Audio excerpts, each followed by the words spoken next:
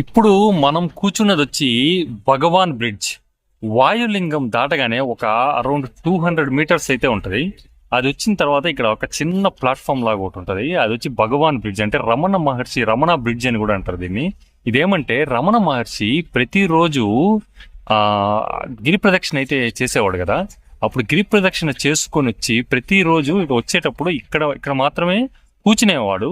ఆ కూర్చునే దాని వల్ల దీనికి ఆ పేరుకి తగ్గట్టే దీనికి భగవాన్ బ్రిడ్జ్ అని పెట్టారు. ఇక్కడ నుంచి కానీ మనం కానీ కొండను చూస్తే, ఇప్పుడు రాత్రి కనబడటం లేదు, మార్నింగ్ పూట కానీ ఇక్కడ కూర్చొని కొండను చూస్తే కంప్లీట్ కొండ అయితే మనకి అరుణాచలం కొండ అయితే మనకి నీట్ కనిపిస్తుంది. అందుకని చెప్పి భగవాన్ ఇక్కడ కూర్చొని కాసేపు ధ్యానం చేసుకొని ఆ తర్వాత మళ్ళీ గిరి ప్రదక్షిణ అయితే మొదలు పెట్టేవాడు. అది ఈ భగవాన్ బ్రిడ్జ్ యొక్క చరిత్ర.